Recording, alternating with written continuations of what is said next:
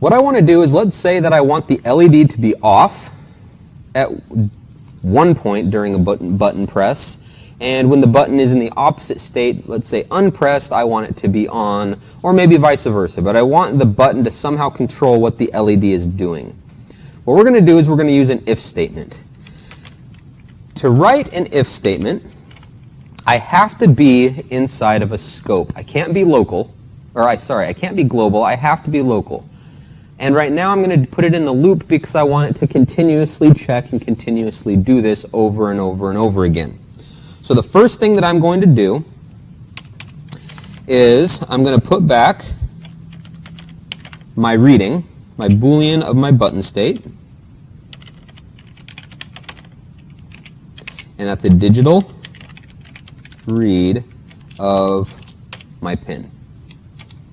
That saves in memory. Now I'm going to put an if statement, and the syntax for that is if, and you'll see that it changes color. And then I'm going to open up and close a parenthesis, and underneath it, open and close a scope. So this is the bare minimum that you need. And what I'm going to put inside these parentheses are the condition, the things it's going to check to see if this is true, then we're going to do something about it. And the thing that we're going to do about it is going to live inside of this scope. If this is true, we do this.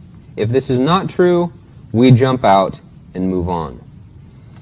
So what I'm going to do is I want to check the button. And remember, that button has already been pressed and that state has already been saved. Fix my spelling error there. What I need to do is I need to say, hey, you need to go back in memory and I want you to check something for me. And to check something, to see if something's equivalent, we use a double equals. The single equals is the assignment operator. The double equals checks to see if something is equal. So if button state is equal to, let's say, low. Now low again means 0. So I could put a 0 here if I want. If button state is low, then I want you to do this inside of here.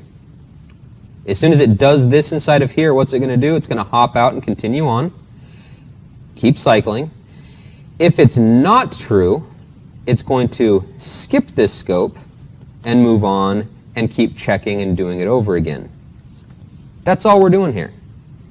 So let me go ahead and just quickly write inside of here some code. Digital write. I think I deleted my LED one, so I need to do a pin mode for my LED.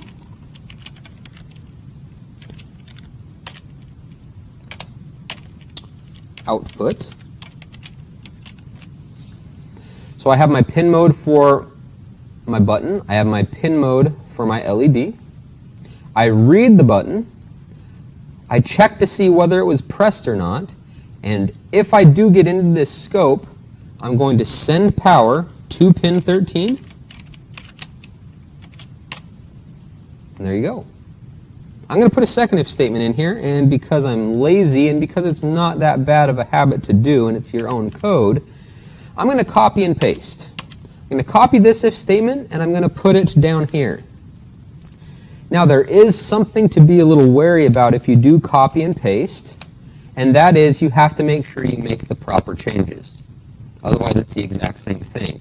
In this case, I want to say if the button is in the opposite state, I want it to do the opposite thing. So let's go ahead. I'm going to look through this real quick. I don't think I see any errors, but we'll never know until we check. So it looks like the light is on. And when I press the button, it should turn off. And as long as I'm holding down the button, so right now I'm holding down the button, I'm holding down the button, I'm going to let go. And it turns back on. And now I click. And it turns off, and if I click back and forth kind of quickly, you'll see that it just keeps working back and forth. The one thing to realize about this, and this is a good time to talk about it, I think we talked about it a bit with the scope, but just be aware that we always talk about having our end of command at the end of our lines, our semicolon, but you'll see I didn't put one here in my if statements. And the reason for that is I do not want to end my command. I don't want it to be done with its if statement until it's ran the scope of the if statement. If I were to put a semicolon here, then what it would do is it would check if that was true or false, and it would actually say yes or no, it's true or false, but then it would say, okay, and we don't need to do anything with that information because we're done with that statement. What I want to do is I want to say, yes, you do have to do something with that. Now you're going to move on to the next line depending on what this tells you to do. So that's the basics of how we can get an if statement working to do something for us.